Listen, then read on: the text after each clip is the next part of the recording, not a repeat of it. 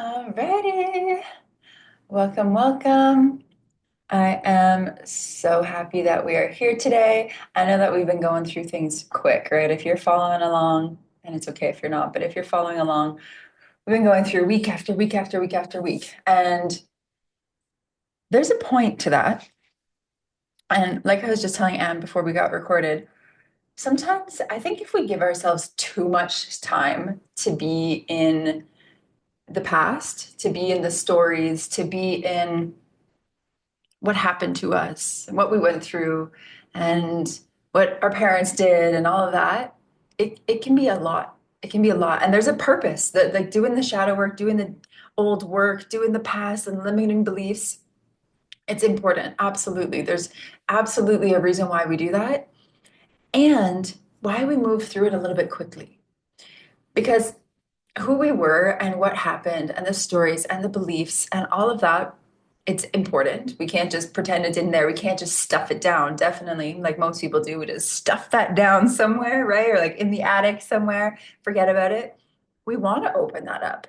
We want to give light to that, right? All of those different pieces and parts of us, they're living inside of us, all those stories.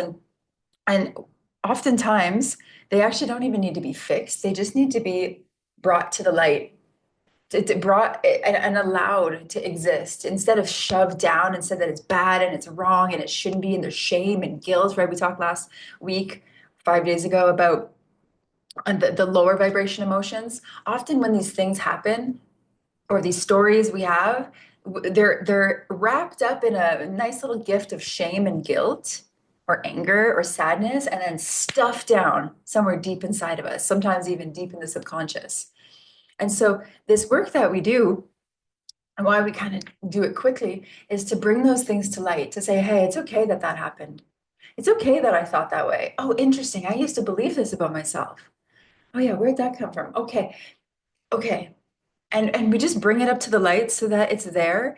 And often when we bring it up to the light through awareness, it shifts because it's no longer this big thing that's deep, that's too scary to look at, that's too painful to look at, that's right. We're coming into we're coming into truly oneness with all the different parts of ourself, all the different pieces of ourself.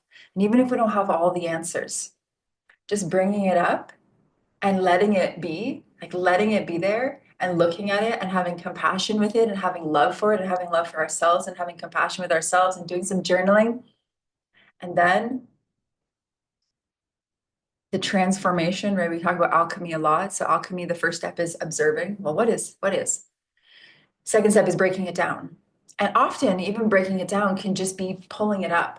Instead of having it stuffed deep, even just here, that can be breaking it down. It can be like a weed in your garden. It's just unrooting it. Even if you don't destroy this weed, it's in your hand, but it's not in the garden anymore. So you've pulled it out. That can be the part of the alchemy.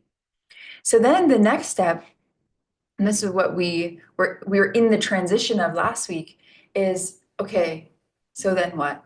So what do I choose? What do I make this mean? And last week was all about emotions and meaning and emotional intelligence and choosing how we respond to things. And ideally being in those higher vibrations, moving ourselves up that map of consciousness. And every moment saying, okay, well, how do I want to respond to this? How do I choose to feel? And that is truly the most important work. It doesn't actually matter what you've done, what has been done to you, what has happened before, what you believed about yourself, what your patterns were, what your identities were.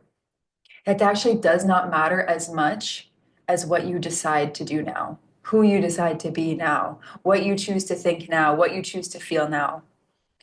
And it really is, maybe you've heard the tale of there's two wolves inside of each of us. There's a dark wolf and there's a light wolf. And this is an old indigenous story or fable or lesson, I guess you could say, wisdom piece. And it's really just, well, who's going to win inside of you? The dark one or the light one? Well, it's whoever you feed, whichever part of you you feed more. And that's not to say that there's never going to be sadness. There's never going to be old stories. There's never going to be limiting beliefs. There's never going to be that hurt that your dad maybe wasn't exactly the way you wanted him to. Maybe there will still be traces of that, but it's not going to consume you as much or at all. It's not going to hold you back. It's not going to stop you from going out and doing that thing that you've always wanted to do because you have this piece of you that says, I can't do it. I'm not good enough. Who are you to do that? That's not for women. That's not for you. That's for smart people. That's for lucky people. That's for rich people. That's for whatever people. That's not you. You're just not going to have that. You're not going to be controlled by that darkness or that illusion or that lower vibration or that demon or that trickster or that protector. Whatever way that you want to look at it, whatever angle that you want to look at it, you're just not giving in to the boxes that were before. You're not giving in to the behaviors that were before. And some people think, well, it's not as easy as just choosing, but it actually is. It's not as easy as just choosing if you haven't looked at the past that's holding you. Some people don't understand why they are the way that they are. Oftentimes they don't know. And that's where truly, people that just like seem to never change. Who here knows somebody that just is so unaware? Maybe put your hand up that they're like you don't think they probably could ever change because they just have no awareness of how they are. That's truly the saddest thing. And that's truly when people have very low chances of changing is where they cannot meta project upon themselves. So they can't, uh, what's his name? The Power of Now, Eckhart Tolle would say, we need to be the observer. We need to like separate from ourselves to see ourselves. We need to almost step outside of our own mind and bodies and lives. You like that 30,000 foot view to look and say, oh, that's why I do this thing. That's why I think this way. That's that's it. When you can reflect upon yourself, that's consciousness, right? Even the fact that right now, I want you to think any thought, okay? It can be a fruit, it can be a baby, but any thought, just think a thought. Okay, think a nice thought. Think of something that makes you feel good. Now I want you to think about the fact that you're thinking about something that feels good. Now I want you to think about the thought that I told you to think about a thought and you're thinking about that thought while also being aware that I told you to think about that thought. Can you do that? Nod your head if you can think about those different things. Yeah? Okay. So that's the kind of cool thing about being a conscious being, which all of us are, most of us are. If you're here, I know you are, is that we can reflect upon ourselves. And if you can reflect upon yourselves, you you're exhibiting consciousness, and it takes consciousness to be able to shift. And so when you can reflect about yourselves and who you've been, and then there's all these things, and then when you understand the identity constructs, that's why I like to bring that, and you understand the old stories and you understand all of those different pieces, that's the preliminary work. Then you actually can choose. It's just changing trajectory. It's like I used to operate this way, and now I'm gonna change tracks and operate a different way. And oftentimes the hardest part is being aware that you're even operating in a direction or in an environment. And I do this kind of backward spiral because a lot of people are living in this slow backward spiral or kind of in like a flat line. And it's okay if you realize your life was living a bit of a flat line. And then you decide, well, I want to live this like upward spiral, right? Everything in the universe happens through this spiral. Like I want to live in this place where like I'm constantly growing and expanding and moving forward and getting bigger and feeling more confident and there's more life to me. I'm not sinking and I'm not flatlining, but I'm upward spiraling. And sometimes that looks like this. But when I actually look at it from the meta perspective, it actually looks like this. I am actually getting better and I'm making great decisions and I'm moving forward and I'm becoming. And that's why this course, and I'm so repetitive in it. Who am I becoming? That is the question to ask that dictates what comes next. And as long as you can take a breath and choose in any moment, how do I want to be in this moment? How do I get to respond to this? And what's next? You're in possibility, you're in potentiality. You are no longer in the confines of the past identities, of what was. And so why I say this is because I want you to know this. I want you to get it so clearly that I actually do have the power to choose in every moment. And my life, this exact moment of your life, is the moment between everything that was and everything that will be. This exact moment.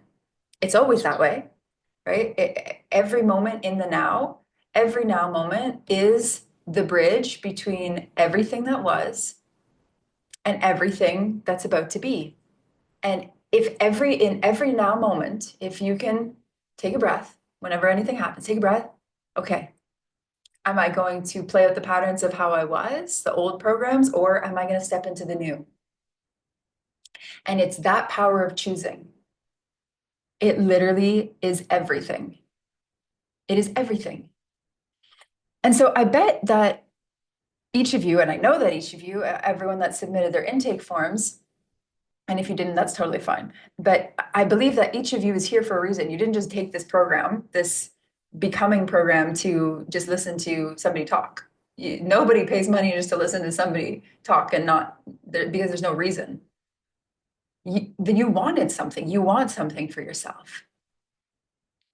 So I want you to tap into that for a sec. We're gonna just take 2 minutes here, and I want you to get back into your body, right? Like feel your body, and we're gonna go into our own selves for a second, and I want you to remember why you're here, like what the big picture, like what is it that you're wanting. So if you feel comfy to just get present for a moment and maybe even close your eyes. Place your hands anywhere that they want to go. Ask them, where do you want to go? Do you want to go on my heart, on my belly, on my legs? You put them wherever you want. And I want you to pull up that visualization of why am I here in this program right now? Like what did I come here to get? When you tapped into the energy of this program becoming, oh, who am I becoming? More than just the feeling of it right now, I would love for you to tap into the actual outcomes on the material world. Like, was it for your body? Was it for a business? Was it for a feeling? Was it for confidence? Like what were the actual outcomes that you wanted to achieve from this, to receive from this, to result in from this?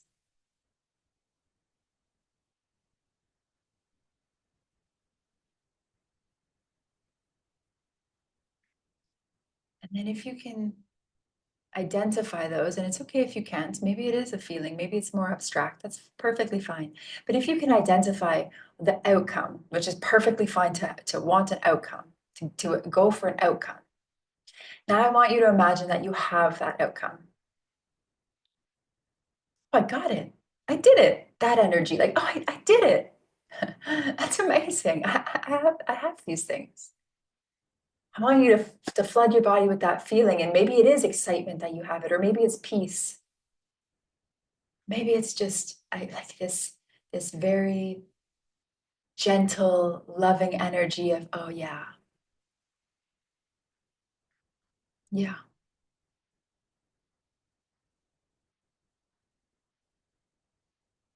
And then this last little moment, I want you to imagine that moment that you paid for this program, where you said yes. That moment where you made that decision, like, yeah, I'm doing it. I'm doing it. I want you to see those two versions of you, the past version that said, yep, I'm doing it, the future version that has the outcomes that you wanted. And imagine them both merging into this now moment. You hold all the wisdom and all the decisions of the past. You are becoming that future version of yourself. And today you are exactly where you're meant to be. And you are completely able and in control to make the right decisions for you. I want you to let yourself really feel that. You are making the right decisions for yourself. I want you to bring up a little smile on your face to feel good about that, to really congratulate yourself for that. And then wrap your arms around yourself, maybe on your belly, on your chest, wherever, and give yourself a little hug. And then come back into this space whenever you're ready.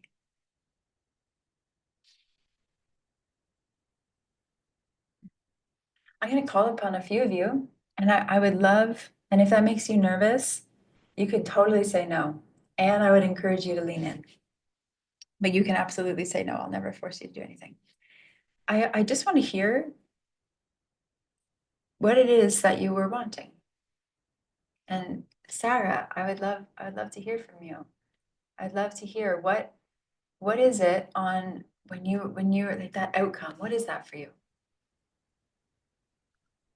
Um, I think the first things that came were like being present with my children, like just being present and being an authentic woman, a woman that stands with her decisions and knows her truth, um, financial independence, Mm, and being free to share my art, like feeling like truthful to myself and honest to myself, and yeah, not being afraid of sharing my art and myself, mm, and yeah, finding groundedness and connection to nature.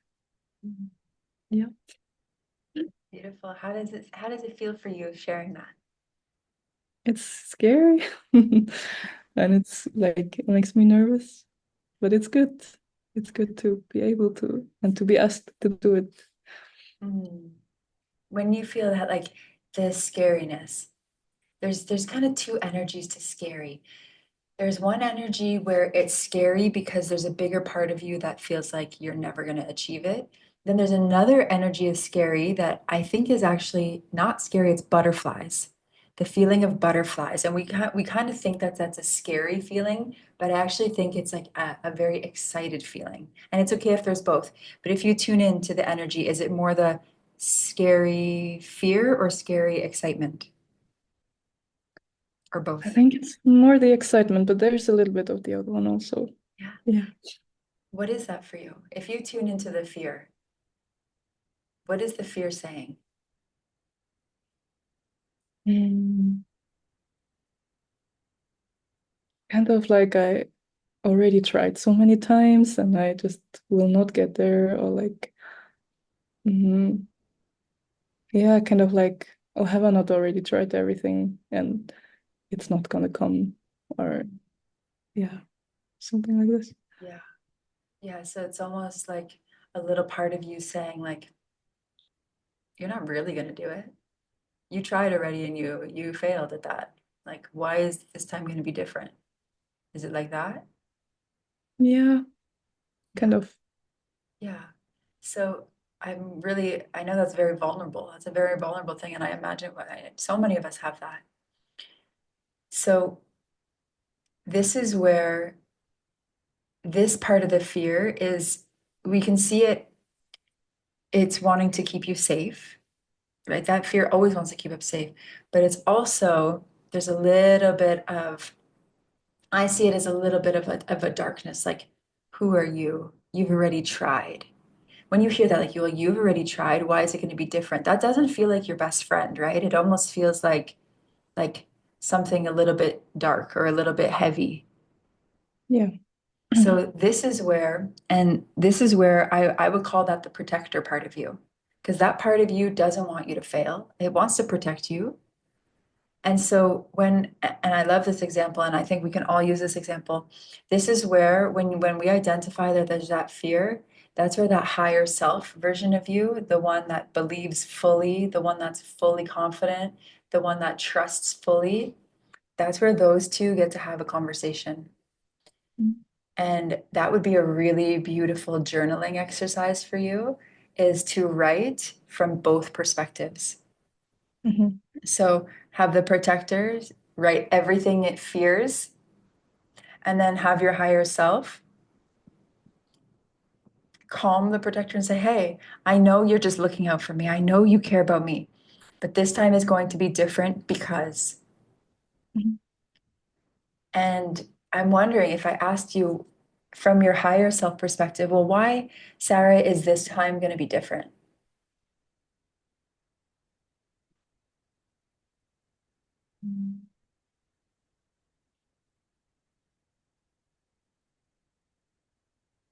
Because I um see my worth, like seeing myself being worthy of experiencing these things, and like because I commit. Um, yeah, That's perfect because I know my worth, I believe my worth, or I'm starting more and more to believe my worth, and I'm committed to it. mhm, And it doesn't matter if I tried 5, 10 times and it didn't work because I'm going to try 11 times, 12 times, 13 times, 14 times, 15 times, 16 times. And each time I'm going to get a little better and I'm going to try it a little differently and I'm going to just keep going until I get it because this is what I really want. yeah, Does that feel right? yes, Yeah. Beautiful. Yeah, thank you for sharing. I know it's really vulnerable. I'm really glad you did. thank you. Yeah, thanks, Sarah. All right, I want everyone to just feel the love for Sarah and just imagine just sending her, you can do it energy, like you've got this energy. Okay, so just take that moment and just feel that for Sarah because collective prayer, collective visualization, it really works. So it can be in your heart, that could be however. Jamie, are you here?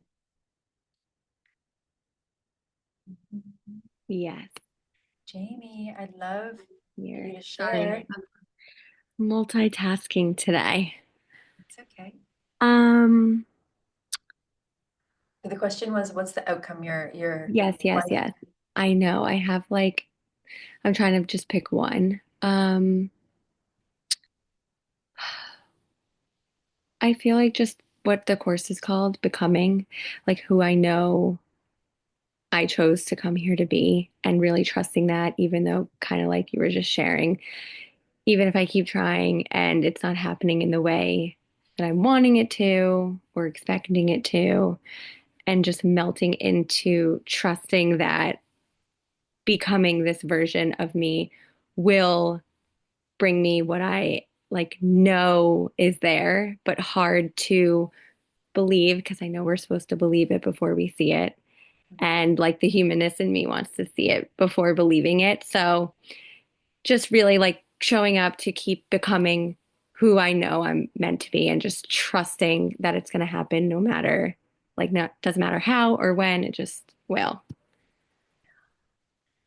Yeah, and when you are that person, what's different from now? How would somebody know? Like if somebody would see you now or see you then, how would they know? I think it's more about how I feel than like they would know, you know. For me specifically, it's the financial aspect of it. Like I'm just in a phase where I'm like, do I keep trusting this or do I get a job? Like, do I just not give up? But like, I part of me feels like getting another corporate job is like giving up, even though I know it's not black and white. Um, but kind of just from the energy of like when I'm creating the reality that I'm wanting, the universe truly does have my back and delivers. I don't know if I'm making sense, but that's 100%. kind of, You're 100% making sense. Yeah. yeah, like to me, it's more of like just really in the faith and trust and present and not the thoughts of like, well, when is this going to happen? When am I going to have enough? And just like always knowing that I have what I need when I need it. And I kind of am experiencing that just, but really just like melting into that version more and becoming more of aligned with that energy of like, I have what I need when I need it. Like, don't worry about more or when or how, and just trust that you're taken care of. Yeah.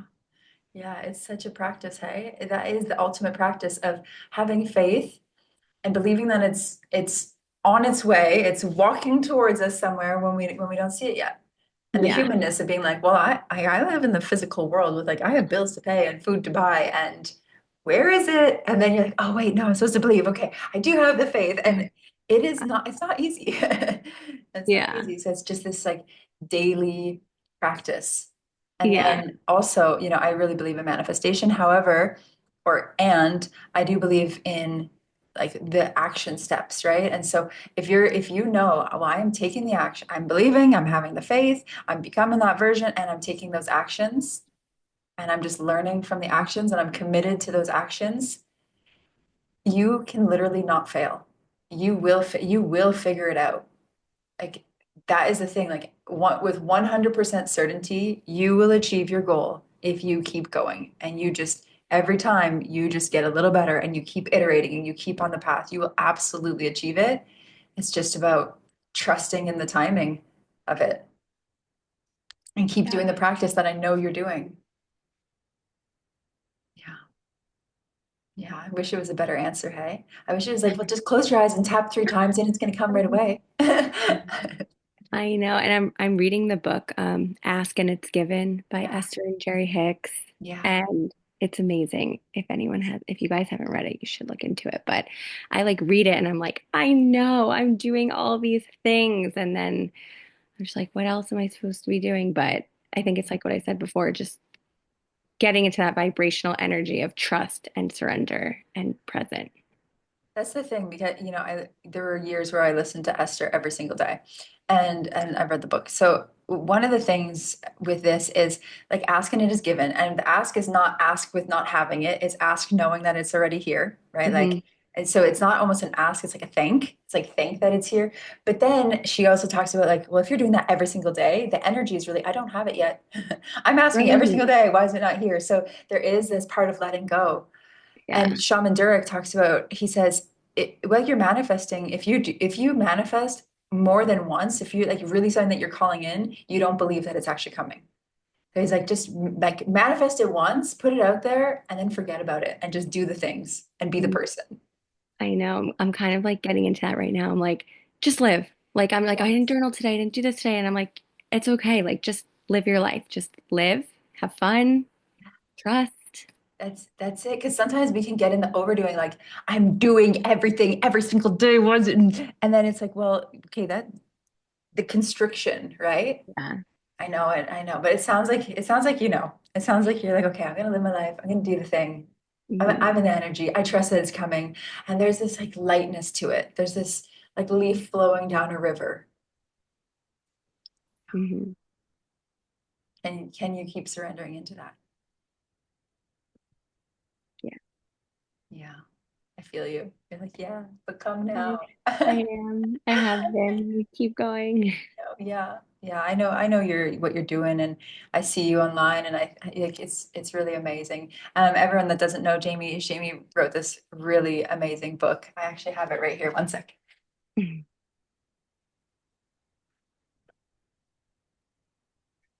Jamie wrote a book. It's called I Chose Not To. And it's a really incredible story.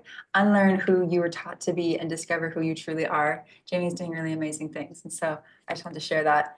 And your work is really powerful. It's important. You already published a book. You're doing the things.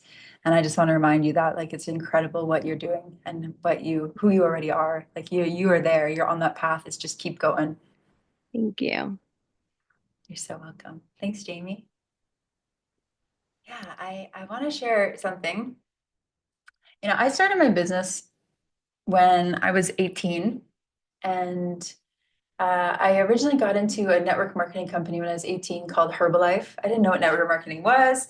I didn't really know anything about supplements, but I found this company called Herbalife, and I bought a ton of supplements of like aloe vera and supplements and all these things in my grandma's kitchen because I live with my grandma. And I started my business. Then I started health coaching, and I did that for a while, but I had no clue what I was doing. The internet really didn't fully exist at that time. Like I didn't know how to build a website or do any of the things or blog or any of that. So I like started and I tried, and I got some clients. I was 18 and I got my first client. She was a 55-year-old woman. She was the manager of my gym, and I was like making money. Oh my gosh, I'm doing this thing, working from my grandma's dining room. And then I kind of quit because I like didn't know what I was doing, and I couldn't fully live just like selling $100 sessions. And so I really struggled with my business and what I was going to do, and I felt lost in life. So I left and went traveling for many years and kind of did the university thing and waitressed a while and modeled a while and like kind of figured it out. But I always knew I wanted to do this like coaching thing. So I was like kind of doing sessions here and there for a few years, and then thought like I didn't even know what entrepreneurship was until like 10 years later. I really didn't know anything. And then I became a flight attendant for a while, and I was like, I'm going to do this thing because I love travel. But in the back of my mind, I was like, but I really want to help people. And I hated being a flight attendant. So I quit that, and then I went back. I finished university, studied in Korea, did all that. Then I was like, well, I was probably 23 at the time. I was living in France, unhappy. I had the life. I was with a professional athlete, lived in this amazing Paris apartment, was modeling, kind of doing that life. So unhappy, and I started to sell supplements again. I like found another company and I was like hooking French people up with protein powder and they're not into that and it was cool. And but I knew I was like, no, I want to do this health thing. So I went back to school. I moved to Ottawa in Canada, back to school, got certified as a certified holistic nutritional practitioner, studied Ayurveda and psychology of disease and all this kind of stuff. And I had to go back to waitressing to put myself through school. I moved back in with my grandma at 24 years old. That was not the last time I lived with my grandma. So went back in with my grandma, went to school. Then I moved to Ottawa for a little bit. I worked at a health food store making $11 an hour, selling supplements. And I started to see some clients again. Like that was like probably $200 a session. Did that. So I'm like 23, 24, was still waitressing to make it work. Then Airbnb came on, and so I got a bigger apartment, rented out a room in my apartment, Airbnb, just to put myself through school and make it work. And then I still didn't know about entrepreneurship. I still really didn't even have a smartphone at the time. And so, like, just kind of struggled, hated working in the supplement section because I felt like, it's just, this is so boring, but I liked it, but I didn't like it. And then I got asked to teach at the school that I graduated from the next year. I was the valedictorian. I got asked to teach, so I went and taught. Cool. I taught that for a while. I taught the business program, and because I had had kind of a business for a while. But then I really hated teaching because it was the same curriculum over and over, and their curriculum for the business coaching course was not the best. And so then I moved back in with my grandma. I left Ottawa, moved back in with my grandma and waitressed again, got my old job back. And I was like, okay, this is the time I'm really gonna figure out my business thing. I met this guy online that people kept telling me I needed to meet, flew down to Costa Rica to a mastermind. I was surrounded by, I paid, it was a $2,500 mastermind and I had $2,600 left in my bank account. Paid it all, put the flight on my credit card, and I went and I was in a room with brilliant people, incredible people. They were all wealthy coaches doing amazing things, and I was just blown away. And then this was 2016, so only like 9 years ago. And I had had clients on the side. I was probably making like, maybe $1,000 max a month. I had an Airbnb thing now that was going, I was paying my rent, in Ottawa. I had my grandma. I was doing a couple of things, had this teaching gig. And in Costa Rica, that was the time where I said, okay, I'm gonna do this full time. And I had people around me being like, Sam, you're an excellent coach. You know everything about every supplement and every food. I've never experienced this from somebody. You need to do this full time. And I was just like, okay, okay. I made a video on my Facebook. Like, hey, are you tired of feeling sick and tired? Well, I got you. And I made this 2-minute video, put it out. I had 6 people apply to work with me. I charged them each $2,500, which at the time was massive for me. And each of the 6 people said yes. So right there, I made more money than I had made. And I saw, wow, I made like $12,000 in one go, American, and which is like $1 million Canadian. So, and then ever since that time, I've been full time in my business. But that time I was 26. I started when I was 18. It's a long time. And my journey was not like great right away. It was a journey. It was such a journey. And ever since I went full time, I kept investing and kept learning and surrounding myself with smarter people, people that were doing bigger things, people were that could help me. And I asked, like, hey, could you teach me this?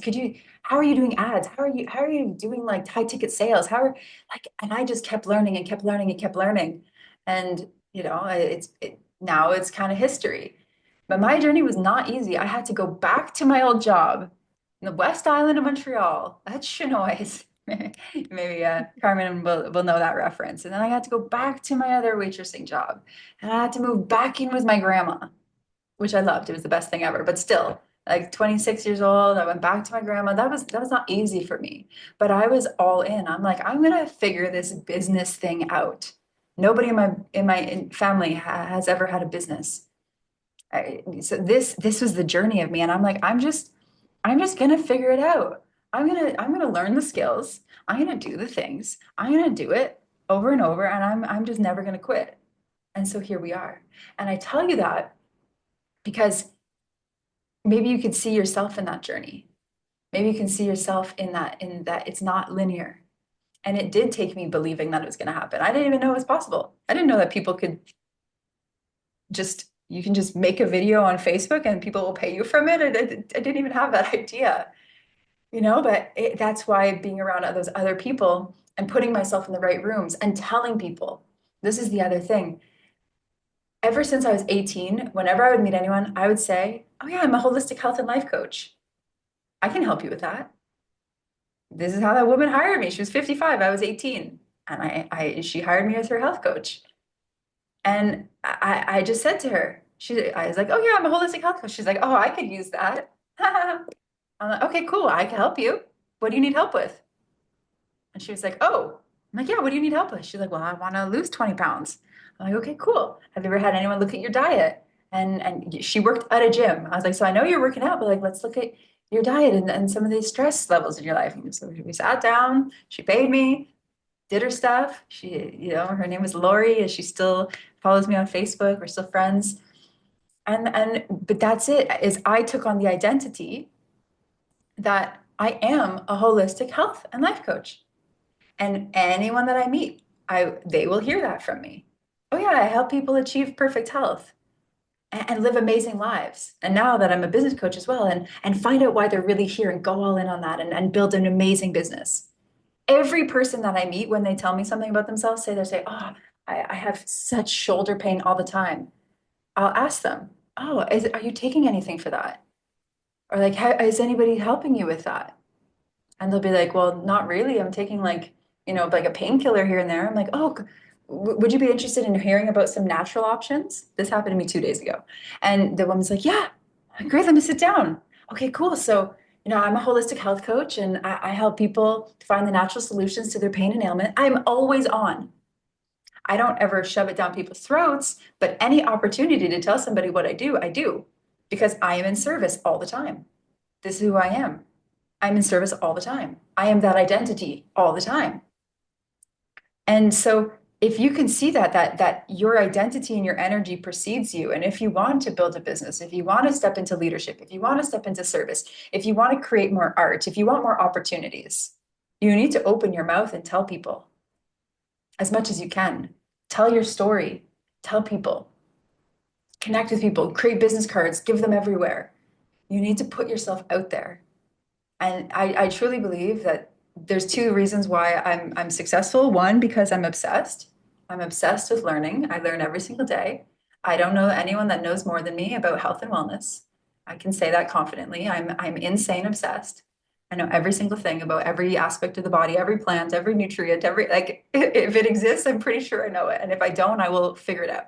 So that's one thing. And two is I just every day I look at how I can serve people, everyone I meet. I always position myself as that person. And so opportunities open for me all the time. And you and I are no different.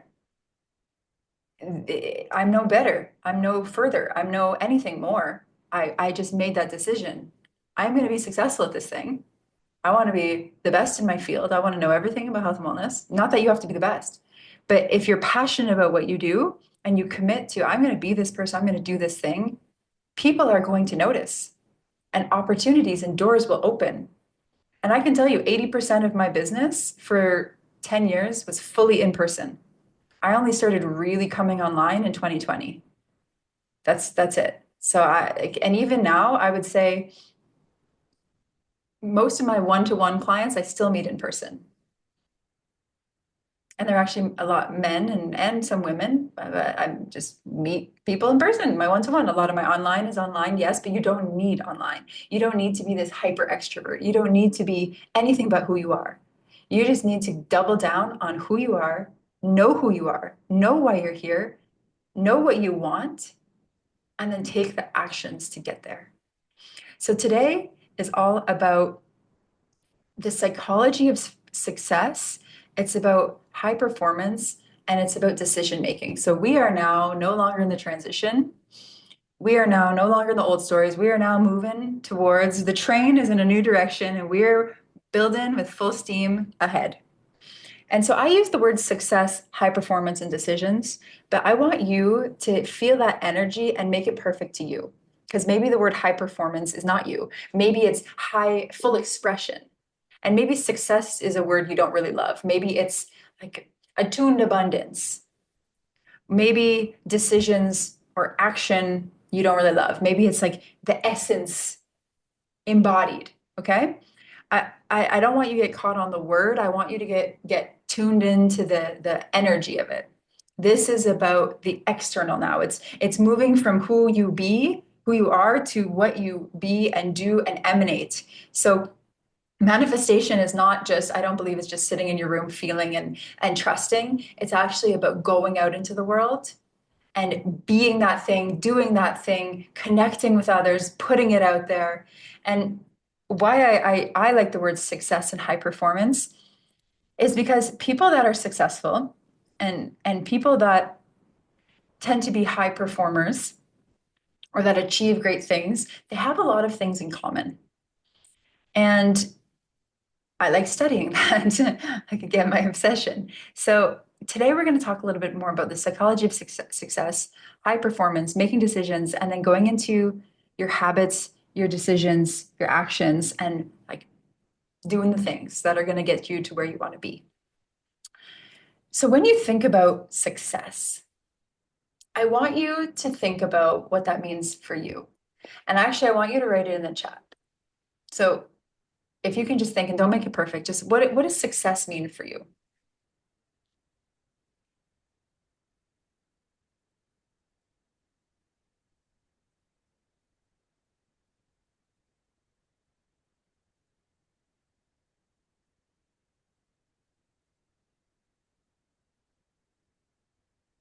And I'm thinking about this too. What does success mean for me? I know.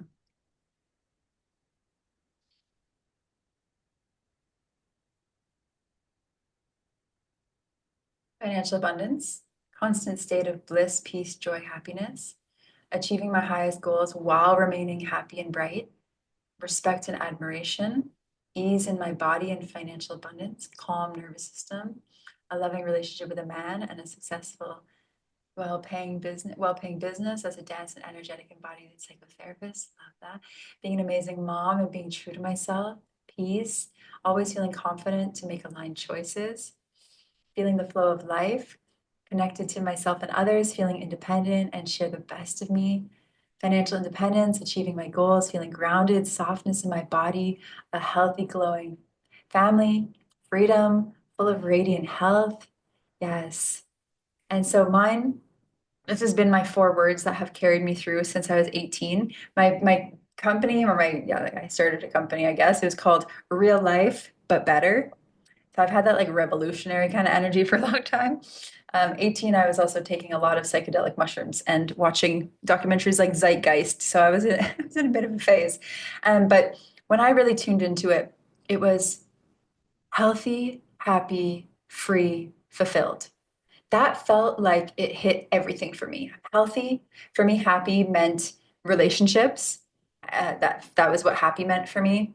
Free meant like free in my voice, free to be me, free to move in the world in the way that I wanted to, free to travel, for like not needing anyone to rely on necessarily. I was free from disease, free, like just free from the matrix, right? I was like very intense. I'm still intense, but and then fulfilled.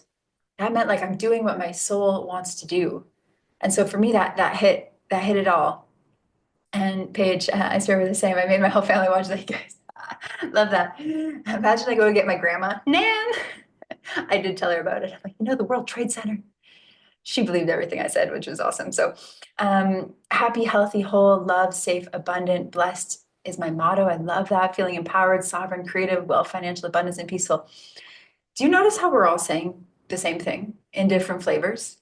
These are the core human desires: joy, love, abundance, peace, happiness, family. None of us want anything different. Even if your core desire is to have a cat, well, why do you want a cat? Well, for the love, for the joy of it. It all comes down to those core things. And so when I talk about the psychology of success, what do you think the psychology of success is? For me, the psychology of success is getting this thing right. This thing that controls so much our heart as well, and our gut too, yes, but this thing, having it attuned, like fully in alignment with success. So for me, health, happiness, freedom, and fulfillment.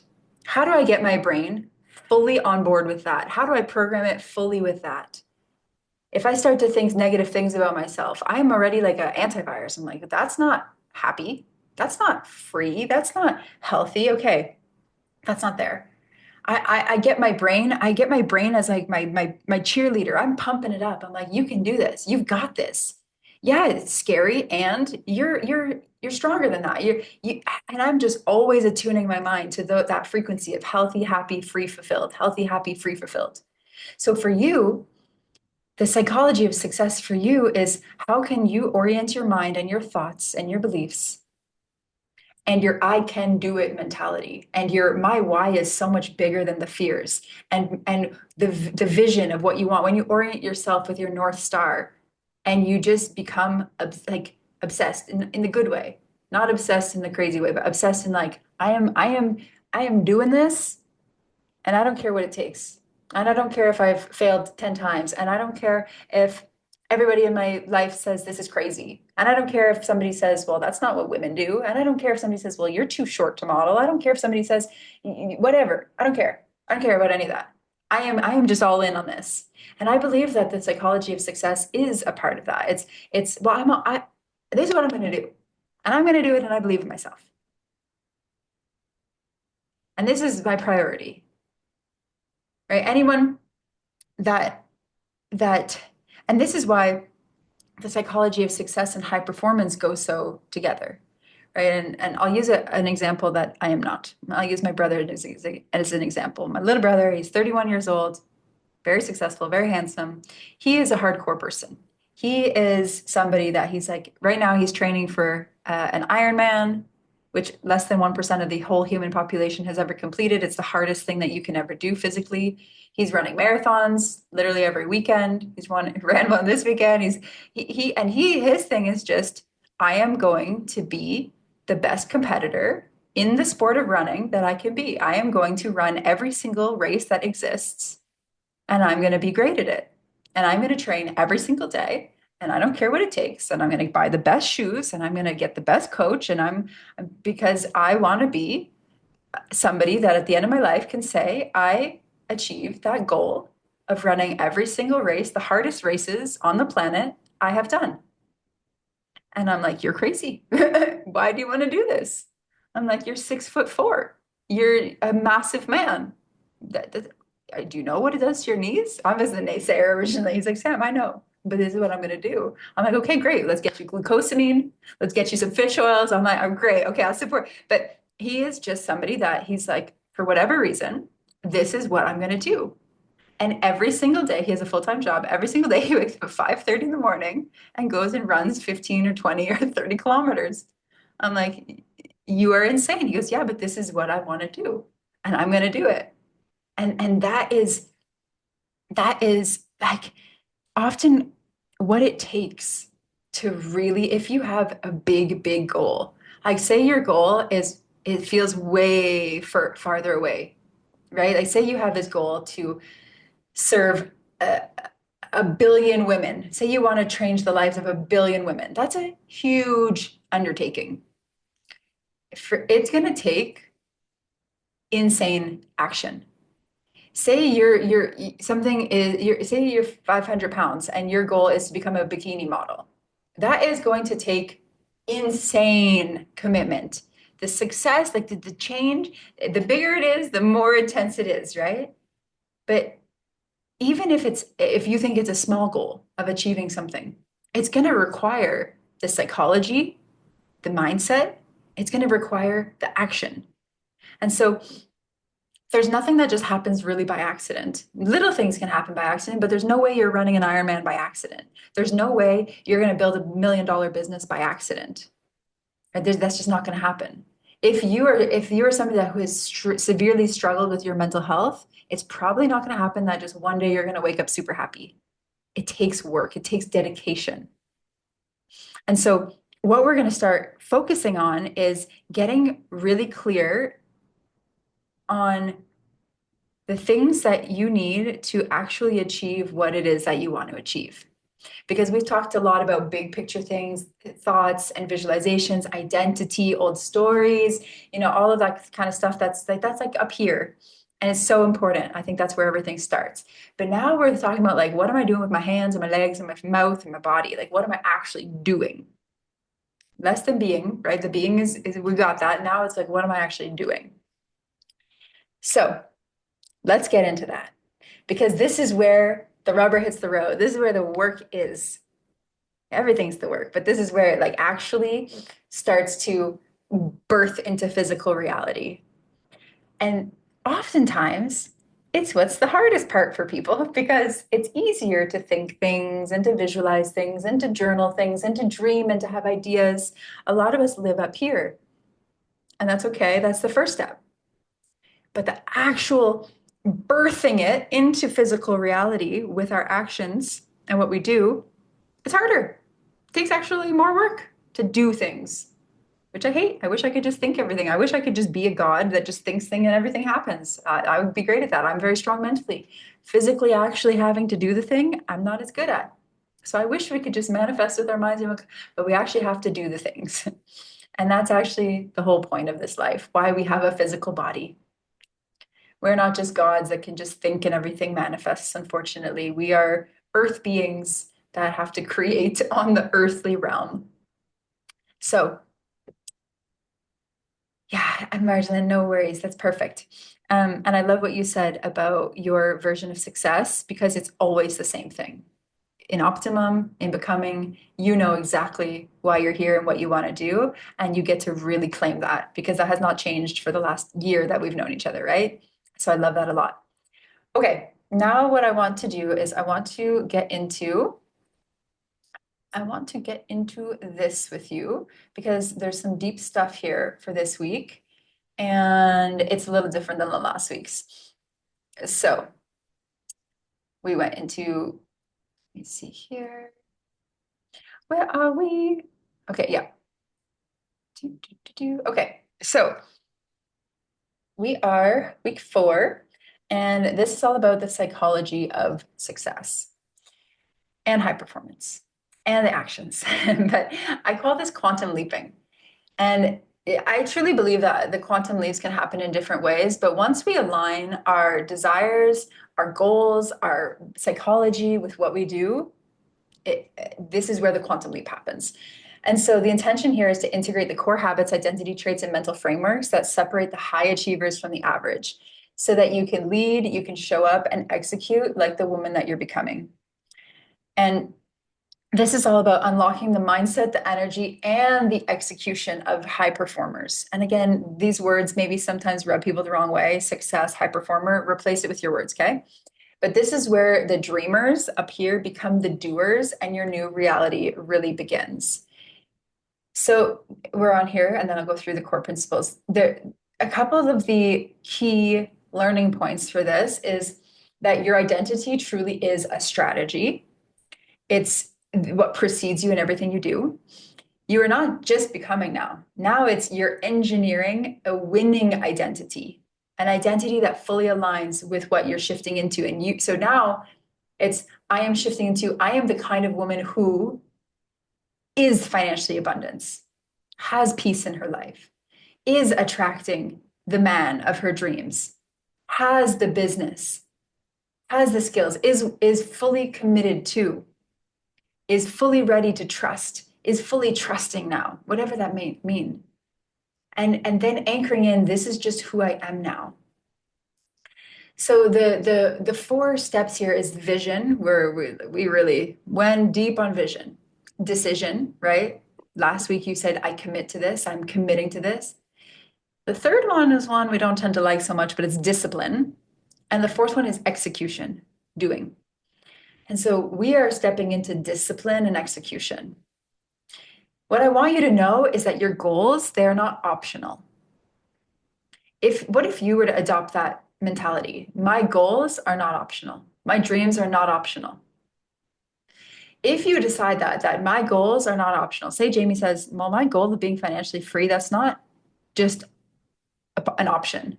That is the only timeline. That is the only reality I am committed to. Okay.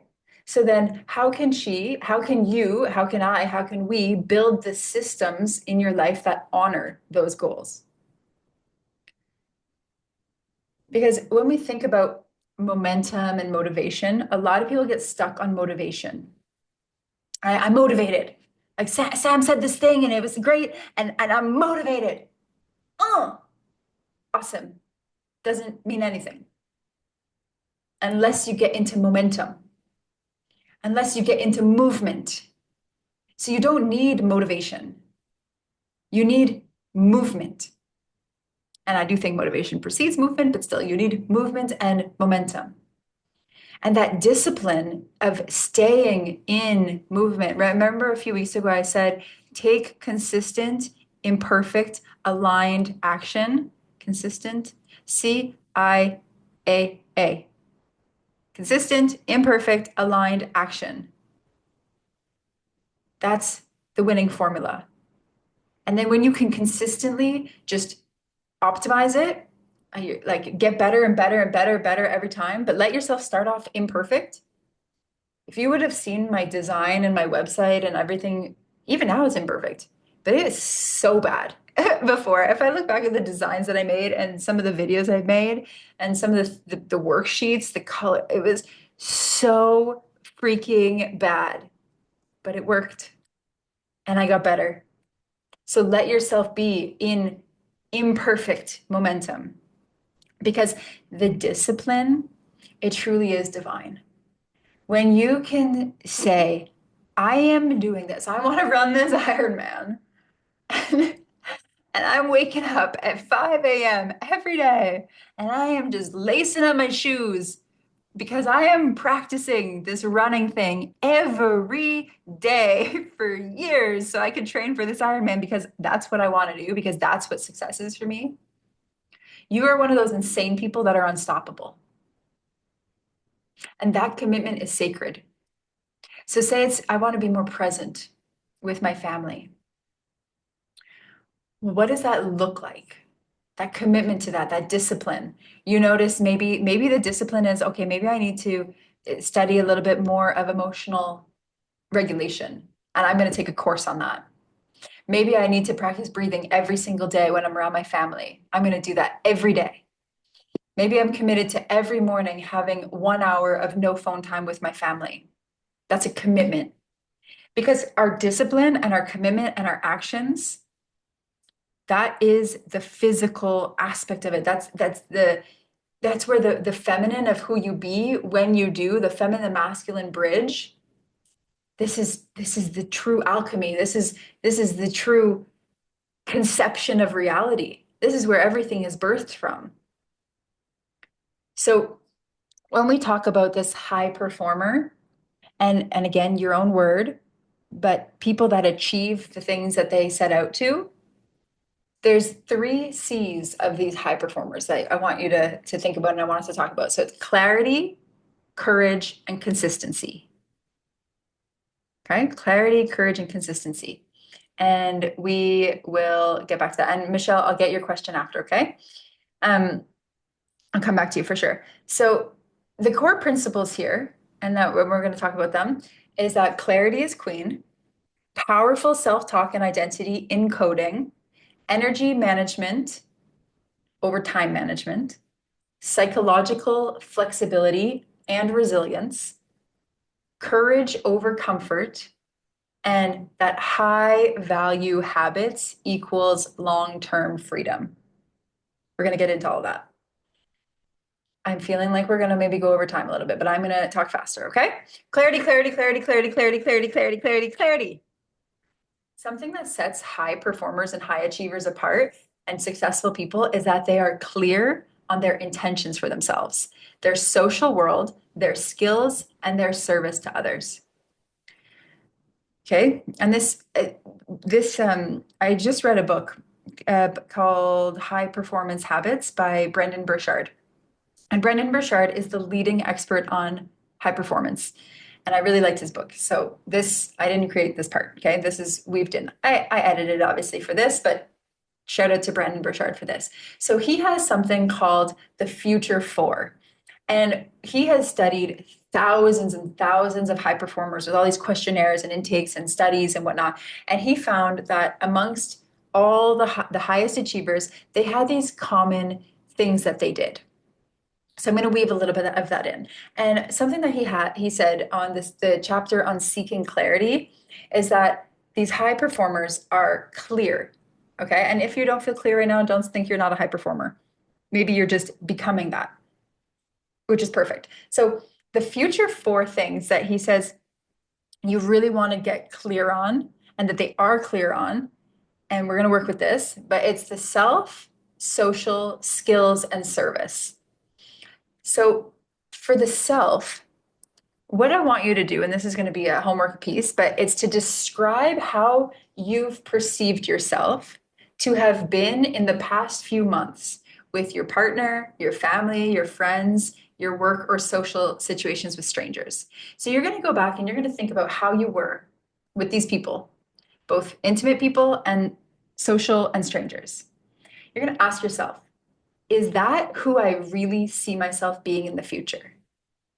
So say it's like you're kind of closed off with your friends, family, maybe you just listen, or maybe in social situations, you have your headphones in, you don't really talk to anybody, you've never given a stranger a compliment in your life. You're kind of like, ask yourself, is that who I really see myself being in the future? How would my future self look, feel, and behave differently in those situations? Okay, so then that's different, right? That's architecting. And often how you would look, feel, and behave, well, that's actions. Like how are you being? How are you acting? And then the next question is, if you could describe yourself in just three aspirational, which is like positive, good words, words that sum up who you are at your best in the future, what would those words be? Once you have them, I want you to put them in your phone as an alarm label that goes off several times a day. So say for me, those words would be um, inspiring, authentic, heart-centered. Okay. So I would have those words in my phone, inspiring, authentic, heart-centered, and that would go off multiple times throughout the day. Every time you see that alarm on your phone, feel it. Be like, yes, this is what I'm encoding. This is who I'm becoming. This is a really cool thing that's like really drills it in because repetition is key. Repetition is annoying maybe to you if you don't like repetition, but repetition is important because your brain needs to hear it from you over and over and over. It needs to hear it from me, from others, over and over and over. We don't just change who we are. We don't just change a thought from saying it once or doing it once. It takes repetition. So I want you to really go all in on the repetition here. Okay, so that's yourself. For social, this is something that's very interesting. High performers anticipate, so they believe that positive social interactions, They believe and anticipate, they know that it's going to happen. They anticipate these positive social interactions and they strive consciously and consistently to create them. So that's what I was saying before, that I have that identity that I will be in service everywhere I can. Okay, I don't ever push it down people's throats. I ask good questions, but I am in service. And I know that anytime I walk into a room, I know I'm going to probably blow people's minds. I just know that. I know that about myself because I'm so passionate. I'm kind of different. I think differently, and I just care so much. And in person especially, I'm full of life and I'm like excited. And people always tell me like, where are you from? Who are you? Where did you come from? And I know that about myself. And so, but when there's intimate moments, I know that I'm gonna leave that person better than I found them. Whether it's with a compliment, a hug, being present, really hearing them, I know that. I know that that person, if they're open to it, they're gonna leave better. And I consciously seek to create these experiences. When I meet people or I go into a room, I consciously am like, we're gonna have fun here. I'm gonna maybe make a new friend. I'm gonna maybe make a new client. We're gonna have a good time. This is gonna be great. And yes, this sounds like a very extroverted thing. So it is. You don't have to, your model doesn't have to be my model. But how can you anticipate to positively, consciously create a situation? And maybe that is in your piece. Maybe it's you walk into a room or you go to a meeting or you go to a brunch or you just exist in the world and you have this little light smile on and you're wearing this cute floral dress and you have this energy of peace to you. And you just know no matter who you meet, you're going to bring love and peace and presence to the situation. That is consciously and consistently creating a positive social interaction. Maybe with Marjolaine, who's not here anymore, but she wants to dance. So maybe for her, it's any opportunity I get, I'm going to help people move their bodies. Even when we're walking, I'm gonna go into places and I'm gonna pitch my services to these corporate people to have a dance break at lunch. I'm gonna lift up their energy and their vibe, and we're gonna move our bodies. So you want to start to think about that because you have the ability to influence people. And you want to consciously and consistently create that. Then I want you to think about your immediate circle, your family, your friends, your team, your clients, etc. Imagine that in 20 years, they describe why they love and respect you. If they could say just 3 words to summarize the interactions they had with you in life, what would you want those 3 words to be? This is freaking deep. Because if we don't do this, this is where we have regrets in life. And if you've ever lost a family member or a friend where the relationship wasn't perfect near the end, you will know what I mean. I wish I would have known this stuff when I was younger. There are some things I would have changed so drastically with my grandma and my grandpa. There were year I there were I just wish I could have I was good, but I wish I could have been great for them. So think about that. And it's not that everybody has to always have a good thing about you, but your immediate, like the people that really matter to you in 20 years, what would you want them to say about you?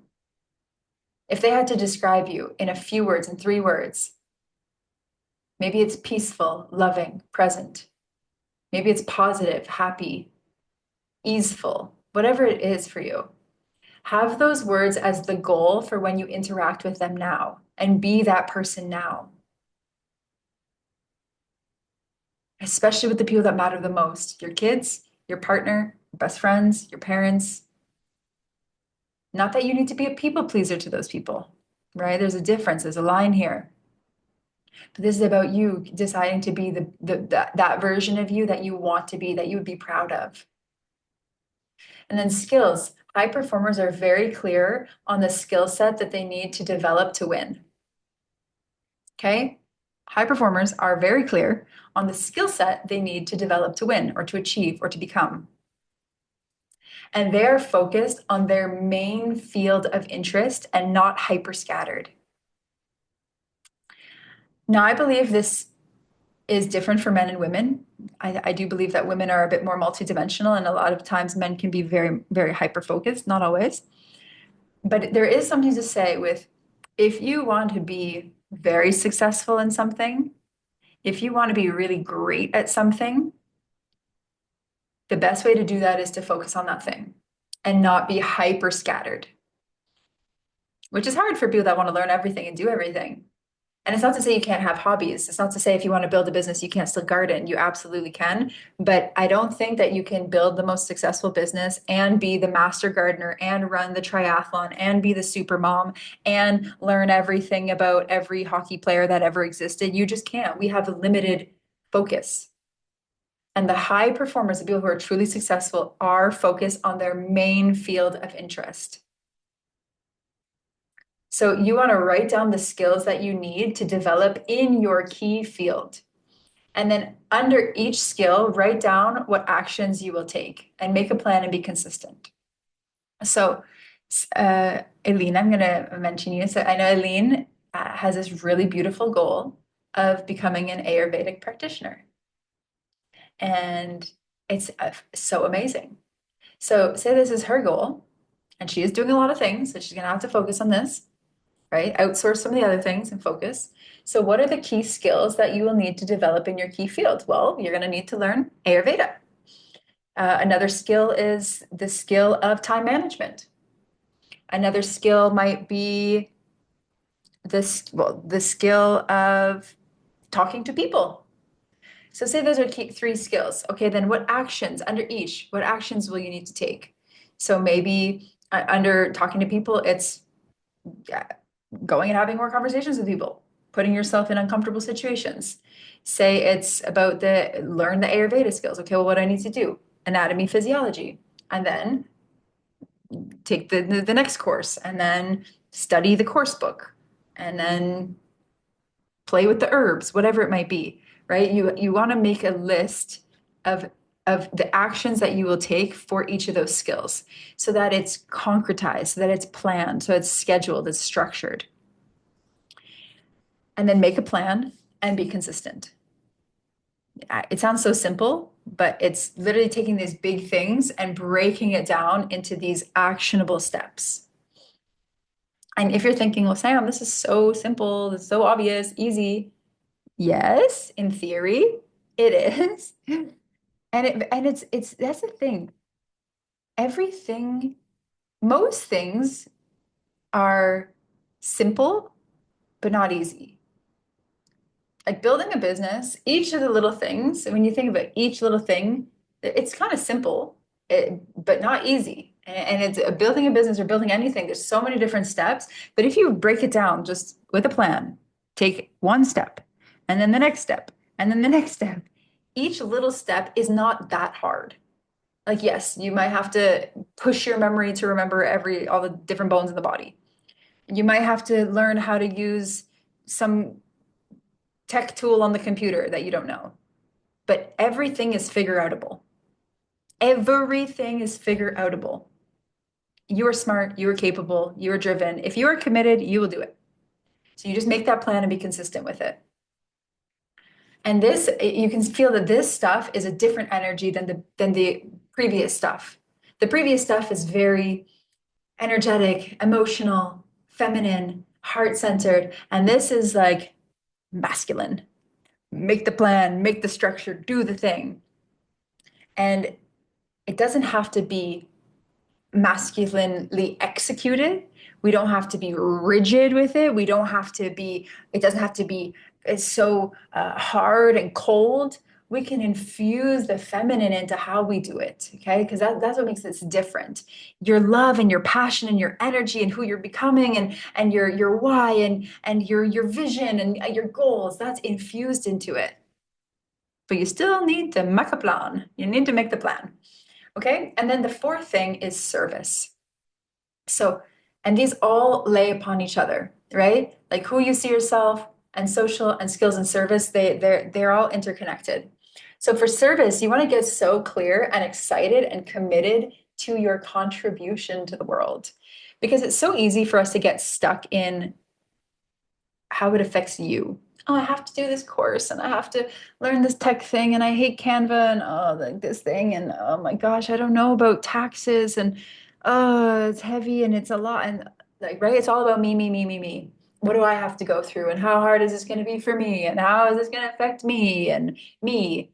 And I get it. You live in you. So yes, the world seems like it revolves around you.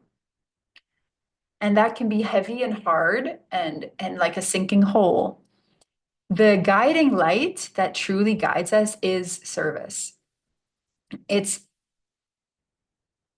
how can I serve people with excellence and make an extraordinary contribution to the world or to my family? Right? If your goal is to be more present for your family, and as a woman, this is truly our gift of nurture and selflessness. Not that we should not be selfish and put ourselves first, but there is an aspect to selflessness when we have children. It's your child is your priority now. And if your goal is to be the best mom and be the best leader for that family, be so committed to that contribution. Because when and which service could also mean soul, it can also mean purpose and fulfillment. When your why is so big and your focus on contribution and service is so big, it fuels you. Learning all that stuff, it just becomes easier because you are being moved. There's like an energy, and I truly believe that we do have a soul and that the universe or God, like our higher self, moves us. It's like we're in a current. We have a current moving us. It's so much harder to do something that we don't want to do, or laying this brick and building this thing and we don't want to. And there's no life force in our bones. We're just brute forcing it and that wears out fast. But when you have life force energy, when there's something moving through you, you just have this extra current. And that is why being of service and being fulfilled is so important. It makes it it gives meaning to you having a body. I truly believe this is my philosophy that we have a soul that comes into this physical world. So it has a body to fulfill its purpose as a soul. And so when we're not fulfilling our purpose, our body gets sick because it's useless. Our body is made to be used for our purpose. That's my philosophy, anyways. That's I will die on that hill. So you want to answer this yourself to leave a lasting legacy. The contributions I can start making now are. Okay, so I want you to answer that. And I'm going to get to your questions now because I see there's quite a few, and then we'll keep going here. Let me see. Okay. So, how do you balance this with receiving feminine energy? My doing lead to high burnout? The balance, the oscillation. All right. So, and again, it's so hard for women. We manage so much, so it's about finding that recipe for you. Like for me, it's there are times where I work and there are times where I specifically make myself chill. I make myself go for walks. I make myself, and sometimes it's not easy, but sometimes I like make myself just stop everything and lay on the hardwood floor and play some calming music. And I'm like, Sam, this is what you're doing now. I also use my husband a lot for that cuddling and the grounding, or you can use an animal. Like you have to find that balance for you or that ratio for you of doing and being of service and doing the thing and also being rejuvenated. So we each have to find what rejuvenates us, if it's not the work, and what we need to take care of ourselves so that we can be of service because we need to come from the overflow. So you have to find out what that is for you. And I'd be curious for you to share that with us in the chat group after. Because it's a literally a ratio. It is. It's a recipe. And if anyone bakes here, if you're baking a cake and you just put a little bit too much baking soda, the cake is off. If you forget to put one egg yolk, the cake is flat. If you forget to whip it enough for like a meringue, it will just be a flop. So everything really is the right ratio, and that is just a practice for us to find what that recipe is. Does the sound different now? The sound is distorted on my side. Sound is fine. I hear no difference. Okay, your sound. Okay, cool. All right, so clarity is queen. High performers are clear on who they are, what they want, and why they want it. So the integration here for you is to define your North Star, the vision for your life, leadership, and legacy. Again, you're going to ask yourself, and it's so repetitive. I get that, but it's 9 weeks, okay? And that's why we're here. We're in a pressure cooker. So who am I becoming? What do I want to feel? What do I want to create and contribute? We're not just here to consume. What am I optimizing for in this season? Doesn't have to be the rest of your life, but this season of my life, what am I optimizing for? For me, right now, I'm optimizing my business. That's my priority, and my body, just to hopefully start trying for a baby probably in the next 4 to 6 months. So that's what I'm optimizing. I'm not optimizing my family right now. I'm not optimizing my friendships right now. I'm not as all in on my hobbies, but that's okay. I'm in a season right now that those two things are my priority. What is your priority? What are you optimizing for in this season? So the clarity precedes. The next thing is that powerful self-talk and the identity encoding. And then you're going to shift. Tony Robbins says the strongest force in the human personality is the need to stay consistent with who we believe we are.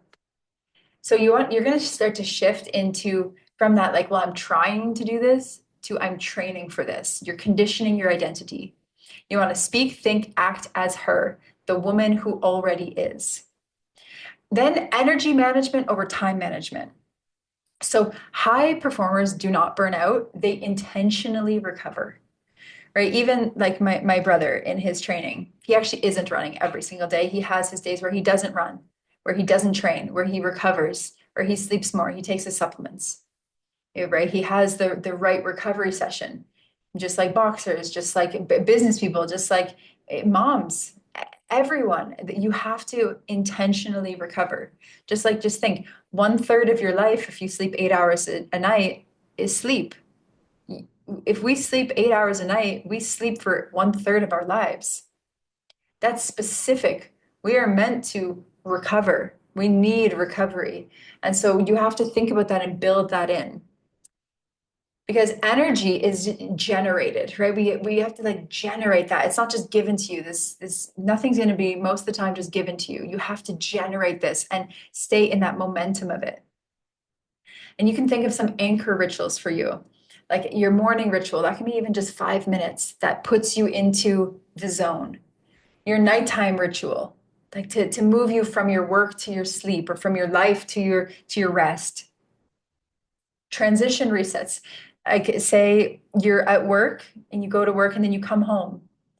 Well, those are two different zones, versions of you. So transition, leave work at home, have a ritual where you, as every time you walk in the door of your house, maybe that's, I am now fully present as a wife and mother.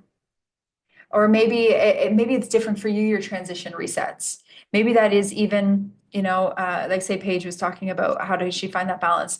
Maybe it is that one week every 3 months, you take no clients and you and your husband go to a cabin in the woods and you just have a reset week in nature. That's that strategic off time. I truly believe, especially as women, we need that recharge time. We need that nothingness time. And I love doing that in the bath. Maybe that's a bath, maybe it's a meditation, maybe it's just like laying outside in the grass in the sun. But having these strategic resets and times is so important, so that you're not burning out. You need to be able to manage that. You need to be able to know when you're getting to your limit and honor that within yourself, which takes that presence and connection with yourself. So next here is the psychological flexibility and resilience. So success is about your bounce back rate and not perfection. It's not about, oh, I started my business at 18 and I was always successful. It's, I started, I failed. I started, I quit. I started, I did something else. I started, I went here. It's about, can you bounce back? Can you just get back up? That's psychological resilience. Can you just try again? And I want you to understand there's this concept of productive failure. There's, who says it? Well, so many people say it, but there's a concept in business coaching about fail and fail fast and fail often as soon as possible. So many of us are afraid of failing that we don't ever really try. But the most successful people, and you can see it in like, I think the Harry Potter books, some of the most famous books in the world, I think she got denied like 30 times or something, some crazy number. The light bulb, I think how many times they fail, like hundreds of times. Like Alex Hormozy, a business coach that I love, he was like super bankrupt before he's on road to being a billionaire. He's like so young, he's in his 20s. Like they say, failing is literally just learning. You either win or you learn. You don't fail. The only way that you can fail is if you quit. So there's really no failing. There's just winning, learning, and quitting. Failing doesn't even exist. Winning, learning, quitting. If you decide that I'm going to just try this and learn from it and learn from it and learn from it, that's called productive failure. I like to call it productive learning. Oh, let's change that. So you're reframing these setbacks as feedback and initiation. And this is that psychological flexibility where you launch something, nobody buys it, you don't call that a failure. You get curious. You're like, well, why did nobody buy it? What was it? The marketing? Was it the copywriting? Was it my energy? Was it maybe I didn't do my market research? Get feedback. Use ChatGPT, get a mentor, get a coach, get a friend that knows business, have other people look at it, be an investigator, be like, okay, what is it that isn't working?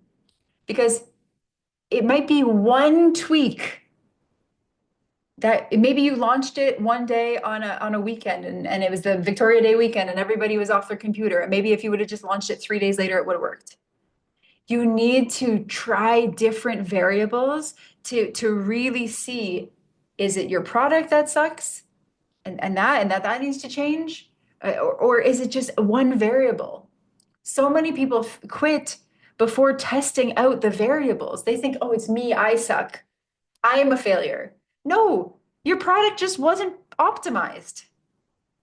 You just needed this little twist. You just needed this little tweak. But you can't know that unless you tweak it. So you have to let yourself learn. Let yourself just iterate and go through and get feedback and make another plan and keep going. And then for that, you need to believe and to anchor yourself for courage over comfort. Boldness for courage is a skill. It's literally a muscle you flex. I don't know that many people are just born with it. The more that you choose it, the more natural it becomes. Okay, like for me, making videos online, crying or being angry or talking about really hard things, that was not always easy. Now it's second nature. The first time I was shaking, crying, like freaking out when I made my first live video. But it's a skill, one that you build over time. Mel Robbins has something called the 5 second rule. And the 5 second rule is if you want to do something and like you normally hesitate with things, as soon as you want to do something, just count down. Okay, 5, 4, 3, 2, 1, and go and do it. It's just this little psychological hack that gets you out of decision paralysis. It's like you decide something, say you're scrolling on Netflix and you really want to go work on your business and you're like, oh, I should go work on my business. No, as soon as you get that idea, you get the idea, you're like, okay, 5, 4, 3, 2, 1, go do it. Because when we can get into immediate action, when we can stay in momentum, when we can just pull ourselves out, that is the thing. We need to have these little anchors, and the 5, 4, 3, 2, 1 is actually just a psychological anchor to move you from what you're doing, maybe complacency or comfort, into action. And then you want to ask yourself daily, what would feel bold, aligned, and brave today? What would that be? And start to integrate that and do that. Okay, the last thing here, and then I'll leave you with the homework and the integration, are the high value habits that equals the long-term freedom. You want to think about the systems that you can create in your life that create success. Most of us kind of just do our lives like a little bit chaotically, but high achievers and successful people have systems. They don't just clean their house whenever. They don't just go to the grocery store every single day. They don't just like randomly make one post on Instagram and that's their business. No, they have systems. I meal prep on Sundays for the week. I clean my house every second Saturday. I have somebody that comes over once a week to help me film my content. I Tuesdays and Thursdays from 4 to 6 is when I work on my business. I have my kids doing these things. There's a vision board on the thing with what they got to do. You have systems. When you can start to systematize your life, especially for your goals, this creates the long-term freedom and the success. So for this week, and we actually have a bigger period between our next call, you want to implement one habit this week, just one that is going to move you towards that goal that you have for yourself. Why you join this program. You want to implement just one. Doesn't have to be two, one. And then when you have that one and it's solid, you can use something called habit stacking, anchoring new actions to existing habits. So habit stacking is where you put two things together. So say you're committed to having a very healthy body. You would habit stack where every single day you wake up and you do your visualization. And then right after your visualization, you do your journaling. And then right after your journaling, you do your tapping and your rebounding. And then right after that, you drink your alkaline water. And that's a habit stack. And then after breakfast, you eat your protein breakfast, which is like your good, clean breakfast. Then you go for a digestive walk on the way to the gym. Those are habit stacks that go together. So you stack these things that go together. So that's something that you can start thinking about. How can you habit stack? So say you want to build your business. Well, maybe you habit stack, okay, after the calls with Sam, I'm already in the flow. I'm already doing this call. Right after, I'm going to do the integration work. And then that day, yeah, I'm going to take a break. And then that day, I'm going to do 1 hour on my business because I'm really in the flow and I'm going to stack these things. You can start to think about how you can create systems and stack things that support each other. Okay. And then we have a couple different things. So you have your North Star vision map to do, you have your journaling prompts, your keystone habits.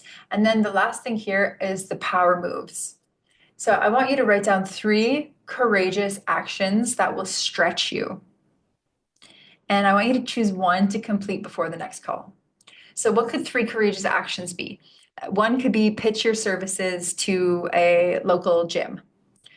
The second thing could be call your best friend that you had a falling out with a year ago and apologize because you know you're wrong. And the third thing could be go out into public wearing a really gorgeous outfit that you feel so good in, but you're too shy to wear and talk to a stranger. Anything that feels uncomfortable, anything that stretches you. Okay. So this is a lot. We went through a lot today. I don't expect you to remember everything, but what I do want for you is to take this next, and we're actually going to have like almost 2 weeks before our next call. I'm going to have to move our call from the 31st until June 2nd. But I want you to really sit with this stuff, really integrate it, maybe even print off the workbook and go through it because now this is like this is the big stuff. This is the okay, now what am I going to do about this? Sam talked a lot, and I did this becoming work, and I'm clear on who I'm becoming. Prove it. Go out there and do it. Get it.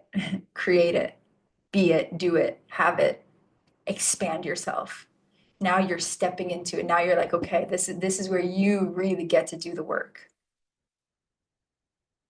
So our next call will be June 2nd instead of May 31st. I'm going to be traveling. That's going to give us what 9, 10, yeah, almost 2 weeks. So I want you to take these 2 weeks to really integrate this, to make your plan, to make your systems, to make your goals, to understand what skills you need, what clarity. Like you're making the master blueprint for who you're becoming and what those actual tangible goals are. If it's more peace, more abundance, financial freedom, your partner, opportunities, your health, whatever that is for you. And it can be more than one, right? Your big lifestyle architecture is more than one thing. So I want you to, and maybe even get a big paper or a big whiteboard and map it all out. Because this is the time where you are now architecting your reality. You're making those plans. You're getting clear. It's not just like big concepts. It's literally, what do I want and what do I need to do? What are the skills I need? What are the action steps? How can I go sign up for that course? How can I go actually throw out clothes from my wardrobe and buy a new outfit that I feel good in? Like, what is it actually that I'm doing? This is exciting. I hope that you are motivated. I hope that this was, I really wanted to give you the energy here. So I hope that you are motivated. I hope that this gave you something more than motivation, which is something that you actually don't need, right? Like that's not the whole thing. It's momentum. So I want you to write yes in the chat if you are like, yeah, yes, I got it. I'm doing it. I want you to write that yes. And if you're not a yes yet, that's fine. Don't write yes, but sit with yourself and be like, well, why am I not a yes yet? Because this is your life. This is the one life that you get as you. I believe that we probably reincarnate. That is my belief, but I don't know. And I know I probably never get to reincarnate as this person. You will never get to reincarnate, I don't believe, as that version of you. This is your one life that you have. So what do you get to make of it? It's so exciting. It is so important. There's nothing more important than this. So I love you all so much. I can't wait to connect back with you in June and see what you've done and what you've put together. Please use the chat group. I will be in there if you want to share your whiteboard, if you want to share your thoughts, if yeah, please use it. That space is for you, okay? So thanks for hanging out. I know we went over the time, but this was a biggie. And no, we're not doing May 31st. We're gonna do June 2nd. Yeah, so I'll write that in the chat group. Alrighty, loves. I will see you soon. Talk with you soon. Thank you for being here. And I love you so much. And we'll see you in June. Mwah! Thank Bye you. bye. Thank you very Bye, much. bye, ladies. Bye, bye, bye.